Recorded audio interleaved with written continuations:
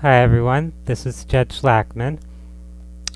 This video presentation will cover the topic of energy healing, essential wellness tools. I appreciate each of you for taking your time to explore this subject area. This is something that's very near and dear to me, having worked many years as a spiritual energy healer as well as a holistic counselor.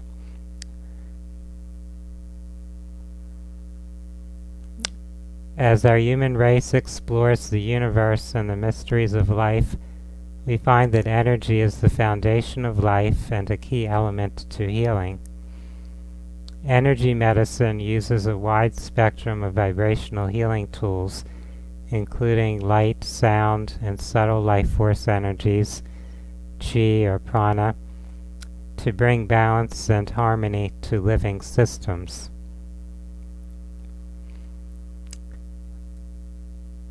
I myself have been working in this field for many years now, beginning first in the mental health field as a counselor.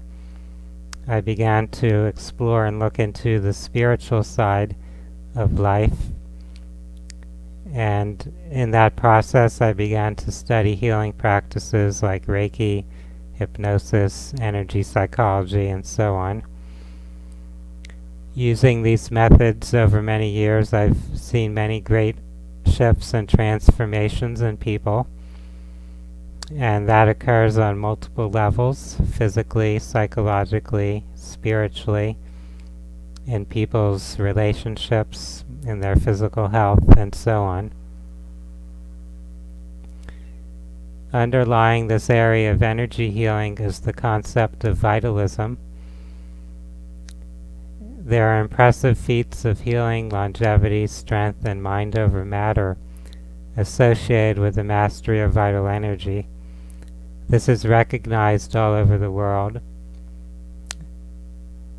People experience these phenomena on a daily basis, whether it's the sensitivity to perceiving energy or auras directly, undertaking energy healing modalities like hands-on healing, using breath work or yoga or martial arts. These are all practices that relate to the vital force. The fact that the recognition of vital energy has had nearly universal acceptance and application over many millennia in numerous cultures around the world is certainly suggestive of its validity. This model underlies many traditional medical systems like Ayurvedic medicine, Tibetan and Chinese medicine, and the native shamanism of the Americas. It also underlies martial arts and disciplines like yoga and qigong, and in addition to that, some spiritual traditions like alchemy, Kabbalah, and some Christian practices.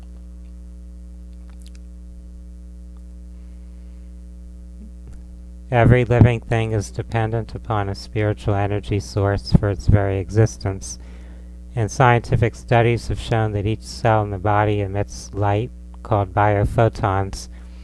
We live in this sea of energy, and our bodies are composed of energy.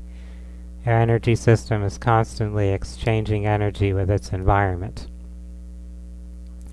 In 1984, a Nobel laureate was able to show that the human body is composed mostly of energy and of very little matter.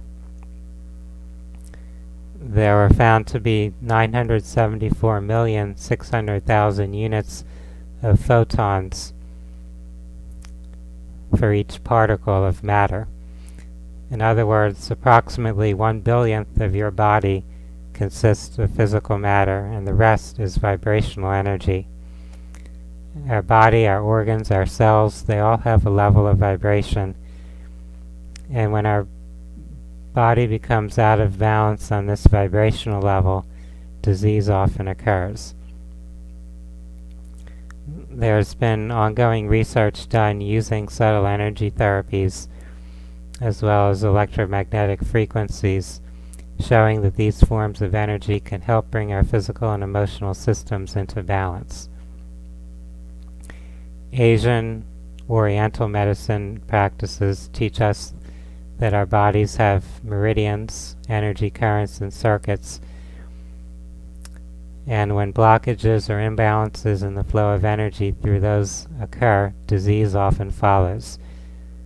They'll use acupuncture, whether it's needles or sound, color, light, or hands-on pressure, to create an effect of helping rebalance, reset the energy flow through the meridians. Since disturbances in energy fields and energy flow precede physical dysfunction, energy healing methods are an ideal form of preventative medicine. Even physical substances such as crystals, herbs, vitamins, minerals, and proteins are primarily energetic in nature, and the way they affect our body depends on their energy state.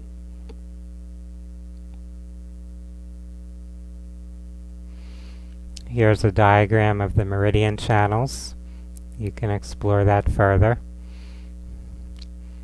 And here are the chakras, the subtle energy vortexes.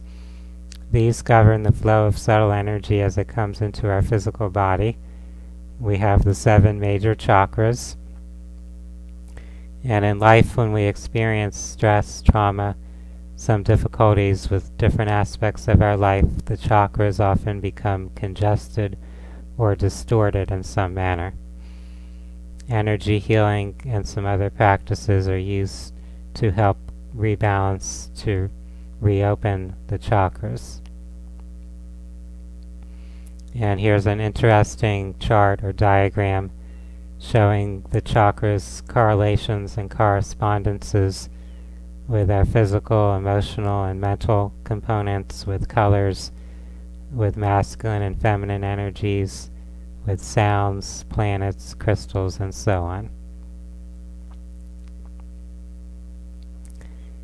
To treat pain or illness, seek its root. In holistic healthcare, we want to get to the source, to not only seek to suppress symptoms, but to actually understand what's creating that condition and to help restore balance.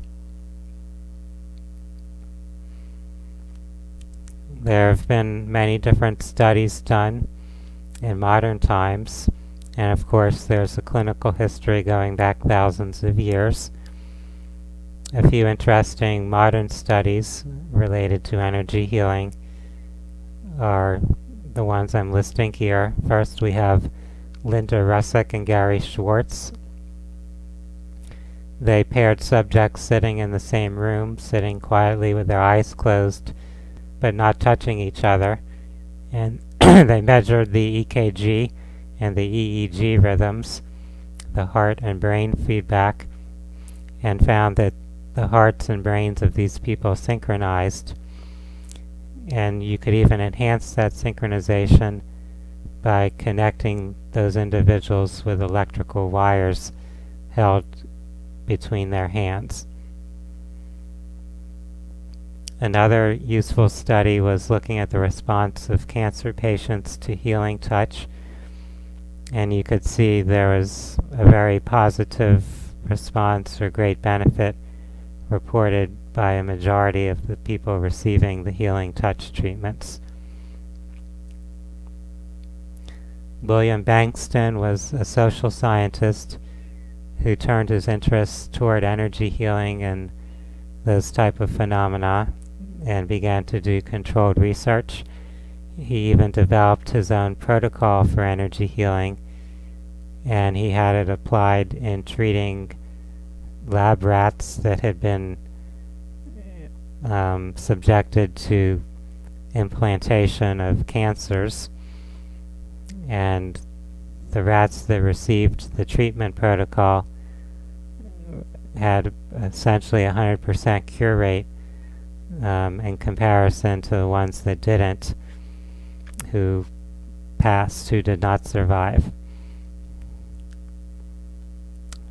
Then we have Dr. Elizabeth Targ and Fred Sitcher, who did a double-blind study with patients who had end-stage AIDS, And after a 6-month trial, 40% of the control group had died, but all the patients in the healing group were still alive, and they'd actually improved.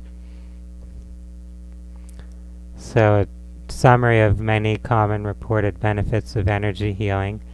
We have relief from acute and chronic pain, increased speed of healing from injuries, relief of hypertension, stimulating the immune system, improved fertility, supporting tissue repair and cell growth, improved mental concentration, relief of stress, anxiety, and depression, relief of insomnia, reduced inflammation, better handling of the side effects of chemotherapy, reversing progression of AIDS and cancer, and improved digestion.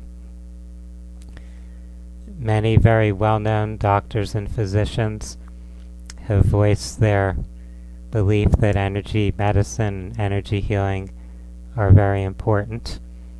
Perhaps they may become an even greater aspect of the healing fields in the future.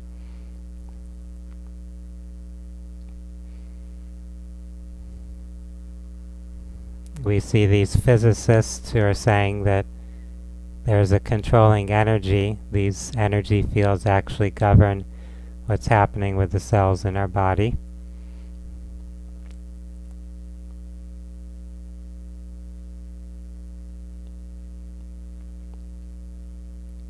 Energy healing can be done with or without touching.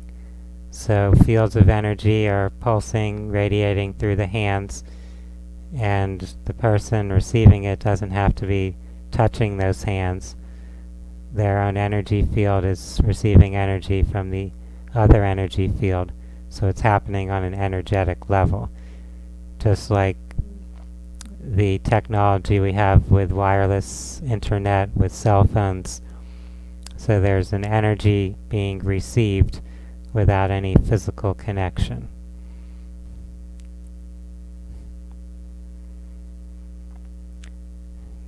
Here's a look at the phantom leaf effect. So you have aura photography, this electromagnetic discharge that's there around any living thing. And here in the first photo you have a leaf that's intact, and you could see the energy, the discharge on the edges of the leaf as that photo is taken. While in the next photo the leaf has actually been torn apart. So all that's left is the inner stem of that leaf. Yet there's still all this energy there. So the energy field of that leaf is still present around the area where the leaf had been originally. Looking now at our aura, here's some modern aura photography being done using biofeedback sensors that are connected to a computer that translates that data into colorful representations of the aura and the chakras. And you'll notice it shows some of the chakras actually as brighter or larger than others due to the different levels of activity in the different chakras. Dr. Valerie Hunt, who worked at UCLA, did a lot of research about energy fields, and she found that people have their unique resting energy pattern, which she called the signature field. And when it's healthy, it's composed of balanced, coherent energy patterns across a full spectrum of frequencies. However, when people have some type of disturbance or disease process developing, there's either deficiency patterns or hyperactive patterns that show up. And she described which types of illnesses were deficiency diseases and which were hyperactive type conditions. Hunt also gave a summary of variables that will help influence or determine if a healing treatment is successful. And there are 5 of those variables, the first being the field of the disease, the second the field of the person, the third the field of the therapist, the fourth being the field of the therapy, and the fifth the combined field of the therapist with the therapy. You can learn more about her legacy, her research, there at ValerieVHunt.com. Dr. Hunt lived into her 90s and was still doing research up toward the end. Here are those images showing the balanced spectrum versus what were deficient fields. So you can see on the balance there's kind of an even distribution across a wide spectrum of frequencies, whereas in the deficient field there you see there's this sort of distorted, chaotic frequency pattern in a limited spectrum, and then in other parts of the spectrum there's very little energy actually present. Now our energy is affected a lot by our consciousness. In fact, it's dependent upon our consciousness. So I speak about how our personality can affect our physical body, and that is super visible when you look at multiple personality or dissociative identity disorder, where one person has multiple personalities, and when they flip or switch from one personality to another, their body actually shows physiological changes. Another important example of how energy and consciousness can govern our physical manifestation is wave genetics, which has been pioneered a lot by Russian researchers. And there they use some waveform like a laser to transmit information. One example, they took the information from a healthy pancreas from rats, and they had rats that were essentially given a toxin that would poison their pancreas and normally would kill them, but they took this wave information, radiated it into these poisoned rats, and the rats began to recover, and about 90% of them experienced a complete healing and recovery of health.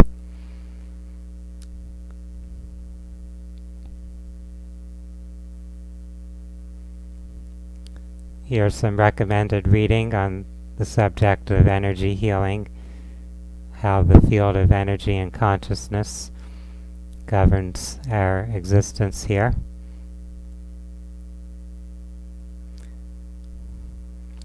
We also have what I call a mind-body feedback map, in which every part of our body is symbolic for an aspect of our consciousness. And here are some resources to read more about that.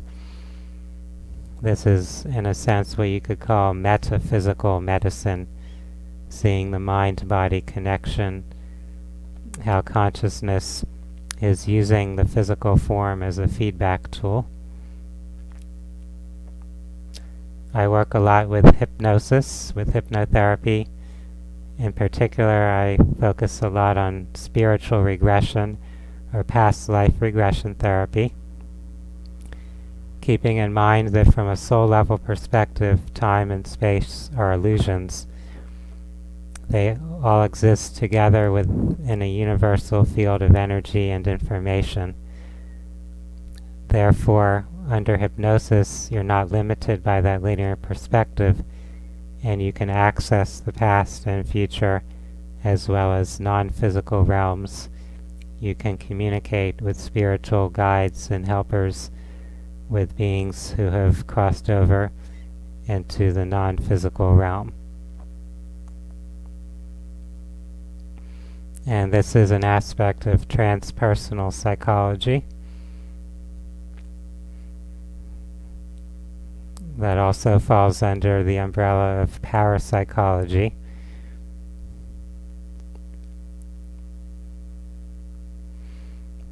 I'd like to thank each of you for your interest in this subject.